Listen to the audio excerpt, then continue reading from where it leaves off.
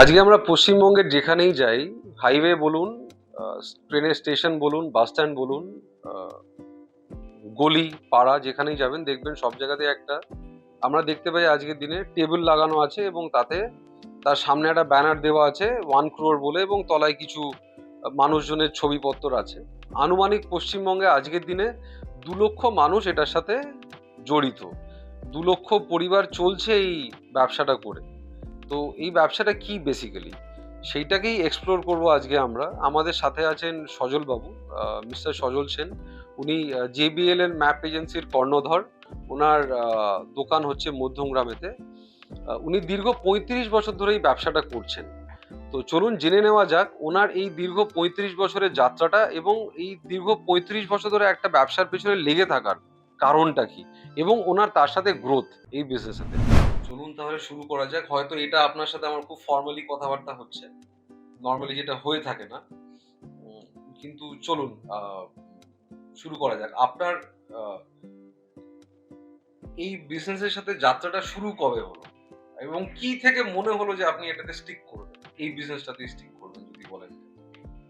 নমস্কার সকলকে। প্রথমে আমার এই যাত্রা শুরু হয় আমার কলেজ লাইফ থেকে। আমি যখন কলেজে পড়ি তখন আমার সঙ্গে একজন ভদ্রলোকের পরিচয় হয়। তিনি ছিলেন ধর এজেন্সির ইনকাম ট্যাক্সের ফাইল লেখাপড়া করতেন। ধর এজেন্সি মানে সেই আমাদের লটারির একদম শুরুর দিকে। শিয়ালদায় মোটামুটি কত বছর আগের কথা, কোন সাল এটা? এটা তখন হবে আমার 35 বছর হবে। 35 বছর আগের কথা বলছেন। 35 বছর আগে। 35। আচ্ছা। উনি আমাকে একটা ভিজিটিং কার্ড দেয়। তখন আমাকে বললো আমার সাথে আপনি দেখা করুন। ওনার সাথে দেখা করি ধরেনতে। তখন উনি কিছু আমাকে টিকিট দেয়। তখন টিকিটের সংখ্যা ছিল মাত্র 800 থেকে 1200 মান, আমার মনে আছে। তখন এই কলেজ লাইফে পড়াশুনো করতাম, নাইট কলেজ ছিল। আর নিজের ব্যাগের মধ্যে টিকিটটা নিয়ে আমি ওই টিকিট বিক্রি করতাম। কোন কলেজ ছিল আপনার? আমার বিআইটি মিয়ালনি কলেজ, নাইট কলেজ। মানে বিরাটিতে? বিরাটি মিয়ালনি কলেজ। আচ্ছা আচ্ছা। নাইট কলেজ ছিল। আচ্ছা। সান্ধ্য কলেজ বলে। হুম। তো ওখান থেকে আমি আমার কেরিয়ার শুরু করি। আমাকে যখন দেখলাম যে আমার এখান থেকে কিছু পয়সা আমার আসছে, আমি খুব ইন্টারেস্টেড হয়ে গেলাম। মানে তখন ওটা আপনার কাছে পকেট মানি ছিল নাকি সিরিয়াস মানি ছিল? না, সিরিয়াস মানে আমার আর্থিক অবস্থা খুব খারাপ ছিল। আমার আর্থিক অবস্থা খারাপের জন্য আমি আচ্ছা। পড়াশোনাটাকে বেছে নিয়েছিলাম। তার মধ্যে যদি কিছু বিজনেস করে যদি আমি সঞ্চয় করতে পারি তাহলে আমার সংসারটাকে চালাতে পারবো। ও আচ্ছা, মানে তখন আপনার ফ্যামিলি আপনার উপরে মোটামুটি ডিপেন্ডেন্ট। ডিপেন্ডেন্ট ছিল। আচ্ছা, আপনি তখন পড়াশোনাও করছেন? আমি পড়াশোনা করছি। আমার সামান্য বাবার একটা ব্যাগের দোকান ছিল, রেলের উপরে ছিল। তখন রেল ভেঙে দেয়, তখন আর্থিক অবস্থা খুব খারাপ হয়ে যায় আমাদের। তখন আমি আস্তে আস্তে টিকিট ব্যবসা আস্তে আস্তে আমার বাড়তে শুরু করলো। আমাকে বিশ্বাস জমে গেল। হুম। তখন আমাকে তারা বাকিতে অনেক টাকার মাল দিল। কিন্তু আপনার এই ট্রেডটা চোখে পড়লো কি করে? আমার ওটাই প্রশ্ন। কারণ 35 বছর আগে, আজকেও তো আমরা লটারি দেখি, রাস্তার ধারে সব জায়গায় দেখতে পাই। 35 বছর আগে চোখে কি করে পড়লো? 35 বছর আগে যখন ছিল তখন আমাদের স্টেশনে 2 থেকে 3টে টিকিট, লটারি টিকিট ছিল আচ্ছা। মধ্যমা প্ল্যাটফর্মে। তা আমি দেখতাম আমাদের ওই প্রদীপবাবু যিনি ছিলেন ধরেতে, ও এসে মাল দিত ওটি। আচ্ছা। ওখান থেকে আমার পরিচয় হয়। তখন আমার প্ল্যাটফর্মের উপর আমার একটা দোকান ছিল। আমি প্ল্যাটফর্মের একটা দোকান নিয়েছিলাম। তো সেইখানটায় আমি আস্তে আস্তে ওনার সঙ্গে পরিচয় যাওয়ার পরে ওইখানে একটা দোকানটাকে ভাড়া দিই। ঠিক আছে। তখন একটা চায়ের দোকান ভাড়া দিয়েছিলাম। যখন দেখলাম আমার ইন্টারেস্টেড এই বিজনেসটা লেগে গেছে, লটারি বিজনেসটাকে, তখন ওটাকে তুলে চায়ের দোকান তুলে দিয়ে আমি একটা লোক দিয়ে আস্তে আস্তে টিকিট বেচতে শুরু করলাম। মানে আপনাকে কলেজ করতে করতে চায়ের দোকানও করতে হয়েছে? না না, চায়ের দোকানে ভাড়া দিয়েছিলাম। হ্যাঁ, মানে দোকানটা আপনাদের ছিল বেসিক্যালি? আমার ছিল। আচ্ছা, মানে আচ্ছা, তখন থেকেই আপনি মোটামুটি পয়সার দিকটা আপনাকে দেখতে হচ্ছে। হ্যাঁ, মানে প্রথম থেকেই আমি একটা আমাদের টেন্ডেন্সি নরমাল কলেজ লাইফে যেটা হয়ে থাকে সেটা হচ্ছে বাড়ি থেকে একটা টাকা দিয়ে দিচ্ছে, টিফিন খরচা, আমরা সাইকেল নিয়ে কলেজে চলে যাচ্ছি, পড়াশোনা করছি। কেন করছি কি বৃত্তান্ত জানিও না। তো সেখানে আপনাকে তখন থেকে আপনার মাথায় এই টাকা পয়সার ব্যাপারগুলো ঢুকাতে হয়েছিল। অবশ্যই। তো ঠিক আছে, তাহলে ধর এজেন্সির থেকে নিয়ে আপনি শুরু করলেন। 1200 টিকিট বললেন। 1200। তখন টিকিটের দাম কত? তখন টিকিটের দাম ছিল ঠিক এক্স্যাক্টলি মনে নেই 60 পয়সা না 80 পয়সা করে। ইনভেস্টমেন্ট খুব একটা সেরকম না, নয়, আমি কম ন- পয়সায়। না, ইনভেস্টমেন্ট ছিল না আমার। মানে আমাকে আজকের উনি দিনেও মাল দিতেন, হুম, আমি বেচে ওনাকে পেমেন্ট করতাম তখনকার দিনে। আর হুম, তখনকার দিনে আমাদের এই ডিপোজিট ম্যাটার ছিল না। হুম। লটারি বরাবরই একটা জিনিস, লটারি যেটা বড় জিনিস সেটা হচ্ছে লো ইনভেস্টমেন্ট বিজনেস। মানে যদি কেউ শুরু করতে চায়, একটা মুদির দোকান দিতে গেলে তাকে হয়তো 1-1.5 লাখ টাকা নিয়ে মিনিমাম শুরু করতে হবে জিনিসপত্র একদম কিনে, একদম। লোককে ধার ফার দিয়ে। কি 1-1.5 লাখের বেশিই লাগবে হয়তো, কিন্তু লটারিতে ওই জিনিসটা নেই। এটা একটা অ্যাডভান্টেজ লটারি, যে কারণে অনেকটা স্প্রেড হতে পেরেছে। তো ঠিক আছে, নিয়ে শুরু করলেন, তারপরে এবারে এর পরের জার্নিটা কি? এরপরে আস্তে আস্তে ওই আমার চায়ের দোকানটা তুলে দিয়ে হুম, আমি একটা মানে ছেলে দিয়ে হুম, টিকিট বেচতে শুরু করলাম। হুম। ওখান থেকে আমার আস্তে আস্তে যখন টিকিটের কোয়ান্টিটি বাড়তে শুরু করলো, তখন আমি ওই পার্টিগুলোকে আমি মাল দেওয়া শুরু করলাম হোলসেলে।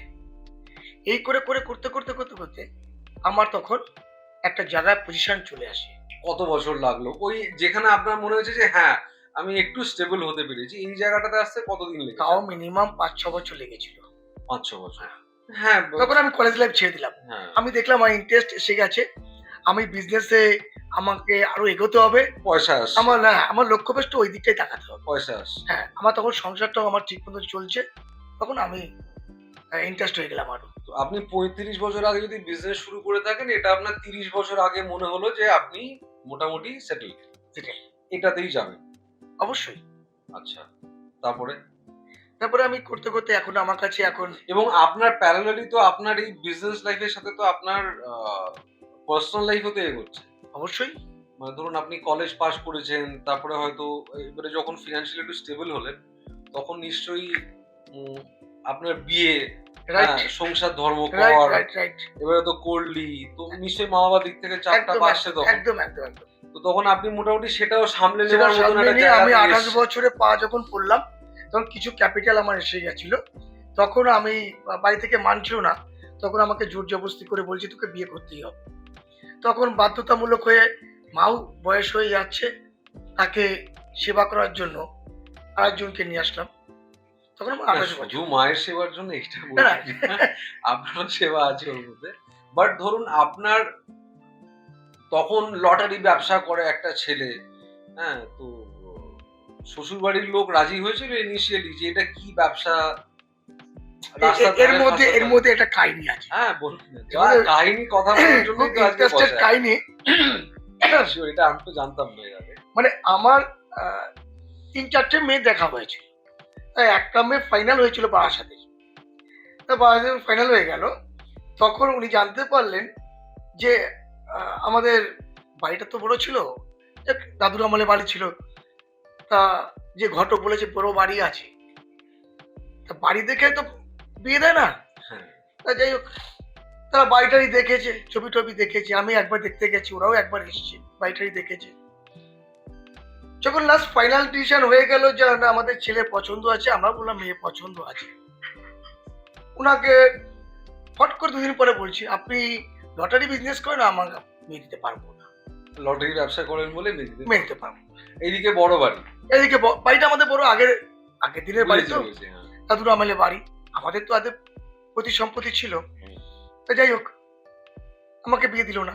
তখন আমি খুব আপসেট যে আমি লটারি ব্যবসা করে এত ছোট মনে করছে, হুম, তা আমি এই ব্যবসাকে দাঁড় করাতেই হবে আমাকে। হুম, এবং আমি জনসমাজের কাছে একদিন এমন এক মাথা উঁচু করে দাঁড়াবো হুম, যে মনে করবে যে না, এই লটারি বিজনেসকে একদিন আমি ছোট চোখে দেখেছিলাম, কিন্তু আজকে সে বড় হয়ে গেছে, সে জনগণের কাছে তার নাম ফেটে গেছে। তো সেইটা যে তার অনুভূতি হয়েছে, এটা কি আপনি জানতে পেরেছেন? 100% সে খবর পেয়েছে। আচ্ছা, আচ্ছা। সে বছর 10 পর খবর পেয়েছে, আমাকে ফোনও করেছিল।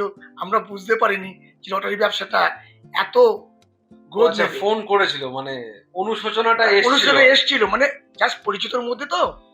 শুধু লটারি ব্যবসা বলে না, দেখুন আপনারও নিশ্চয়ই বিজনেস মাইন্ডেড মানুষ, হ্যাঁ, না হলে অবভিয়াসলি আপনি আজকে যে জায়গায় আছেন, আমি যতদূর জানি আপনার মধ্যে 30 জন কর্মচারী। 30 জন কর্মচারী। 30 জন কর্মচারী কিন্তু খুব একটা ছোট জিনিস নয়। হ্যাঁ, মানে খুব কম ব্যবসা আছে যেগুলো কিন্তু একটা সিঙ্গেল মানুষ চালিয়ে 30 জন কর্মচারী রাখছে। 30 জন কর্মচারী মানে আমি যদি ধরে নিই পার হেড 3 জন করেও তাদের পরিবারে আছে, তাদের মা অবশ্যই। বাবা এবং সে, অবশ্যই অবশ্যই তাহলে 90টা পেট চলছে। এবং তার সাথে তো আপনার সাবস্টকিস্ট মোটামুটি মানে আপনি যাদেরকে টিকিট দেন এরকম 80 কতজন থেকে আছে? 90 জন হবে। 80 থেকে 90 জন। তো মোটামুটি আপনি যদি পিকনিক করেন সবাইকে নিয়ে, তাহলে মোটামুটি 2 টো বাস ভাড়া করতে হবে। কারণ ওই অবশ্যই 90 জনেরও যদি 80 থেকে 90 জনেরও যদি তাদের তাদের সংসার আছে, তাদের হ্যাঁ, ছেলে মেয়ে আছে, তো অনেক লোক হয়ে যাবে। মানে ইট ইজ হিউজ অ্যাকচুয়ালি। আমি যখন প্রথম প্রপার্টি কিনি আমার, তখন আমার মনে হয়েছিল একটা শান্তি এসেছিল যে হ্যাঁ কিছু একটা করতে পারলাম। রাইট। তো আপনার এরকম অ্যাচিভমেন্টটা কোন দিন মনে হয়েছিল যে হ্যাঁ সজল সেন আজকে আহ, খুব একটা ছোট কিছু নয়, অনেক কষ্ট অভাব টভাবের পরেও আজকে ও আরো 4 জন পিয়ার গ্রুপের থেকে একটু হলেও এগিয়ে কিংবা সেটেল। আপনার এই সেন্স অফ অ্যাচিভমেন্ট, আমাদের যেটা হয় না, ধরুন গাড়ি কিনলাম, গাড়ি কেনাটা প্রথম গাড়িটা is a sense of achievement, right. কিংবা কারোর হয়তো প্রথম জমি কিনলো, সেটা একটা সেন্স অফ অ্যাচিভমেন্ট, কেউ হয়তো বাড়ি বানালো, একটা সেন্স অফ অ্যাচিভমেন্ট। আপনার এরকম প্রথম সেন্স অফ অ্যাচিভমেন্টটা কবে এসেছে? আমি যখন মেন আমাদের আহ, মানে ডিয়ার কোম্পানি আমাদেরকে গাড়ি প্রেজেন্ট করছিল, নিশ্চয়ই জানো, শুনেছিলে, হ্যাঁ, এটা হবে তাও ফার্স্ট আপনার। প্রাইজে 20 বছর আগে। হ্যাঁ হ্যাঁ। তখন আমি গাড়ি পাই দুখানা। হুম। তখন থেকে আমার হুম। এই অ্যাচিভমেন্ট এসে গেল যে আমাকে দুটো গাড়ি পেয়েছিলেন? দুটো গাড়ি, ফার্স্ট প্রাইজ তখন দুটো গাড়ি ছিল, বাহ। একটা সেলার, একটা সাব স্টকিস্ট। তো সেলার একটা পেয়েছি, আমি একটা পেয়েছি। সেই তখন থেকে আমার একটা অ্যাচিভমেন্ট এসে গেছে যে আমাকে কিছু ফাইল পর তৈরি করতে হবে। তখন মোটামুটি আপনার কতগুলো স্টাফ? তখন স্টাফ ছিল তাও 8 থেকে 10 জন ছিল। তো 20 বছর আগে 8 থেকে 10 জন মানে তো তখন তো অনেক, হ্যাঁ মানে হ্যাঁ, অবভিয়াসলি আপনি যখন একটা ব্যবসাদার, আপনি যখন কাউকে রাখছেন, দায়িত্ব তো একটা আছে অবশ্যই তার পরিবারের প্রতি, তার ফিউচারের প্রতি। মানে আপনি নিশ্চয়ই তার ওই 8 থেকে 10 জনের সাফিসিয়েন্ট টাকাটা 1 বছরের কি 1.5 বছরের জমিয়ে তারপরে নিশ্চয়ই আপনি 8 থেকে 10 জনকে রেখেছেন। অবশ্যই একটা বড় সাপোর্ট সিস্টেমও কিন্তু আমি আশা করি আপনি বাড়ির লোকেদের থেকে 100 পেয়েছেন। 100%। কারণ মনে যদি শান্তিটা না থাকতো, আপনি কিন্তু আজকে এইখানে বসে এইভাবে হেসে কিন্তু কথা বলতে পারতেন। একদম রাইট। তো সেটাই ব্যক্তিগত সাইডে যাচ্ছে। বৌদির সাথে আলাপ কি করে? বৌদির সঙ্গে আলাপ হলো আমার যখন 28 বছর বয়স হলো, বৌদি তখন 18 বছর বয়স, 10 বছর ডিফারেন্স। তখন ওই আমাদের বাড়ির সামনে একটা ভদ্রমহিলা ছিলেন, ওনার বাড়ি ছিল হচ্ছে বাগমারিতে, আচ্ছা। বৌদি বাড়িও বাগমারি। তখন আমার মার সঙ্গে ওনার পরিচয় ছিল, মাকে বলছে মা বলছে যে আমার ছেলেটা বিয়ে দেবো, একটা ভালো মেয়ে দেখ। তার আগে 3-4টে মেয়ে দেখা হয়ে গেছে, তোমাকে তো কাহিনীটা আগে বললাম হ্যাঁ। যে পাশে কাহিনীটা ওটা হয়ে না গেছে। বলেছে লটারি। ও মা খুব দুশ্চিন্তার মধ্যে পড়ে গেছে, যে বলছে যে ওমনার বিয়ে করবে না, তুই একটু মেয়ে দেখ, যেভাবে হোক আমাকে বিয়ে দেবো। ও খুব আপসেট, লটারি ব্যবসা করে বলে ওকে এটা বলেছে, ও খুব মাইন্ডে আঘাত পেয়েছে। তো মাকে এসে বলে যে আমাদের একটা মেয়ে আছে, ভালো, খুবই ভালো, আপনি তোমরা দেখতে পারো। তা যাই হোক, আমি একটু মধ্যবিত্ত মেয়েকেই পছন্দ করি বেশি। যাই হোক, আমি যখন দেখলাম, গেছিলাম বাড়িতে, দেখাশোনা হলো, তারপর পছন্দ হলো। আমি ডাইরেক্ট ওনাকে, ওখানে আমার যে হবু শ্বশুরমশাই মানে হবে, শ্বশুরকে পরিষ্কার বললাম যে আমার মেয়ে পছন্দ আছে, আপনারা কবে দেখবেন। হবু শ্বশুরমশাই জেনে বললো যে ডাইরেক্ট আমাকে বলছো? আমি বললাম হ্যাঁ ডাইরেক্ট বলছি, আমি ডাইরেক্ট বলতে ভালোবাসি। তারপর ওনারা বল ঠিক আছে আমরা এই দিন যাবো। ওনারা দেখলেন আমাকে, ওনারা কিন্তু লটারি বিজনেসটাকে আর দেখেননি, ওনারা লটারি বিজনেস দেখেননি। হবু শ্বশুরমশাই বলেছে যে এই ছেলেটা হচ্ছে কর্মঠ, যা যে আমাকে সঙ্গে সঙ্গে বললো যে আমার মেয়েকে ওনার পছন্দ, তার মধ্যে সাহসিকতাটা আমি দেখতে পেয়েছি সবচেয়ে বড় জিনিস। এ আমার মেয়েকে কষ্ট দেবে না, সাহস আছে। যেভাবে হোক এ আমার মেয়েকে শান্তিতে রাখতে পারবে।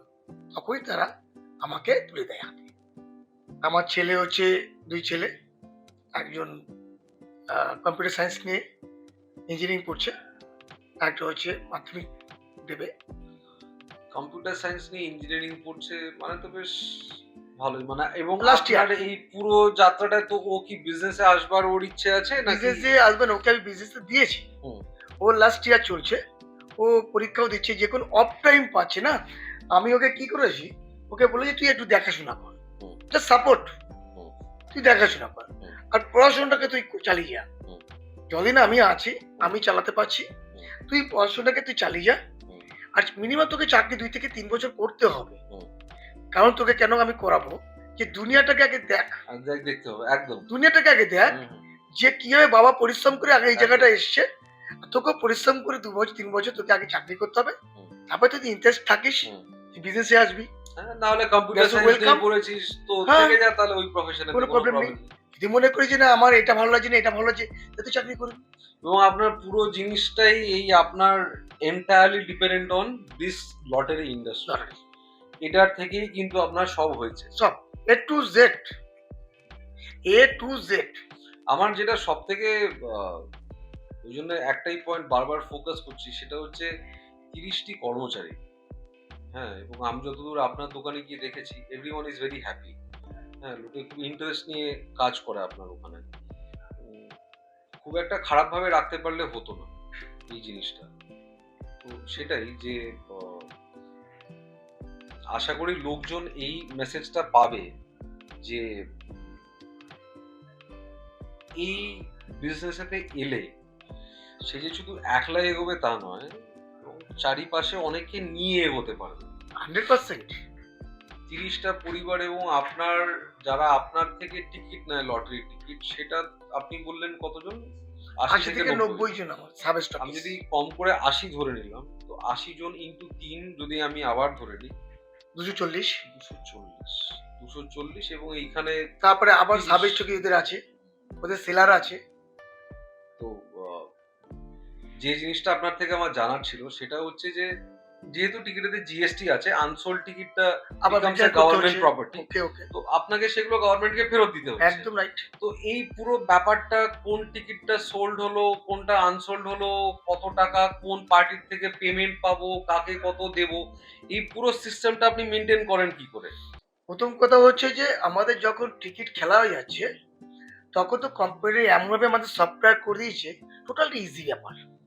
আচ্ছা, ছবির মতন, একদম কোম্পানির ছবির মতন। সফটওয়্যার, হ্যাঁ কোম্পানির সফটওয়্যার এমনভাবে করেছে, হুম। পুরো ছবির মতন। হ্যাঁ, মানে যে কেউ, মানে এই বিজনেসে নামলে হুম। মানে কোনো হেডেক নেই, হুম। যে কেউ এই বিজনেস চালাতে পারবে। হুম। ছবির মতো সফটওয়্যার করেছে, এবং অ্যাকাউন্ট মেনটেন করতে বলছেন, অ্যাকাউন্টও সফটওয়্যার করেছে, অসাধারণ। অ্যাকাউন্টস আপনি পেমেন্ট নিচ্ছেন, ধরেন রামের আজকে পারচেস করছে 5,000 টিকিট, তাকে তার পেমেন্ট হয়েছে 35,000 টাকা। ওনার বোনাস বাদ দিয়ে ওনার পেমেন্ট করতে হবে 30,000 টাকা। বোনাস বলতে? বোনাস বলতে উনি যে কমিশন পাচ্ছেন, টিকিটের উপর যে প্রাইজের উপর যে হ্যাঁ, বোনাসটা, সেটা পাচ্ছেন। এইবার দেখা গেল উনি 30,000 টাকা পাচ্ছেন। আমাদের সফটওয়্যার অটোমেটিক ঢুকে যাচ্ছে, যখন খেলা শেষ হচ্ছে অটোমেটিক সফটওয়্যার হোল্ডিং হয়ে যাচ্ছে। হুম। তখন আমি রাম, শ্যাম, যদু, মধু যারা যারা আছেন, যারা যারা টিকিট নিয়েছেন, সব সফটওয়্যার দেখতে পাচ্ছি। আমাকে সিট ফেল দিচ্ছে, আমি আমার অ্যাকাউন্টেন্ট রেখে দিয়েছি, তাকে প্রেস করলাম, তাকে বললাম যে এক একটা করে পেমেন্ট নেবে, এক একটা করে রাইট চিহ্ন মারবে, এবং আমারও একটা পার্সোনাল সফটওয়্যার আছে, আচ্ছা, ওটাকে পুট আপ করো। তো দুটো সফটওয়্যার আমি ট্যালি করে নিচ্ছি যে ওকে আছে কিনা। আমার দুটো অ্যাকাউন্টেন্ট, হুম। মানে ও করছে, ও করছে, দুজনে মিলে করে আমরা সেটাকে আমাদের অ্যাকাউন্টটা মিলাই।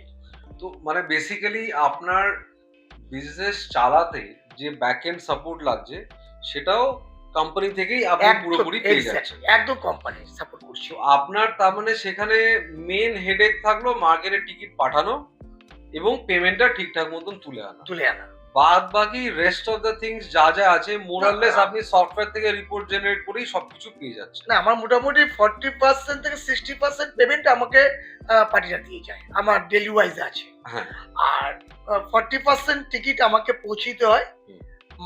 ওই পেমেন্ট কালেকশন করতে হয় আমাকে, হুম। উইথ আমাদের যে এখন গভর্নমেন্টের যে আনসোল্ড টিকিটটা জমা দিতে হয়, যেটা আনসোল্ড হয়ে গেছে, হুম।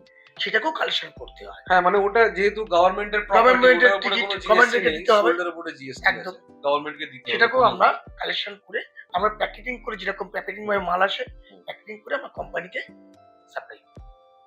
বাট আমার আর একটা জিনিস, যেটা আমার লটারি সম্বন্ধে আমার ব্যক্তিগত ধারণা, আমি খুব একটা বেশি দিন নেই, আপনারা 35 বছর হলে, আমার হয়তো মেডিকেটে 8-9 বছর। আমি একটা জিনিস যেটা লক্ষ্য করেছি, সেটা হচ্ছে যে এটার জন্য প্রথম কথা আপনার খুব একটা স্কিলের দরকার পড়ে না। মানে স্কিল মানে আমাকে এইটা জানতে হবে ওটা জানতে হবে ওরকম কিছু না। Basic knowledge of mobile phone, basic knowledge of software entry, এগুলো হলে হয়ে যায় 1 নম্বর। 2 নম্বর হচ্ছে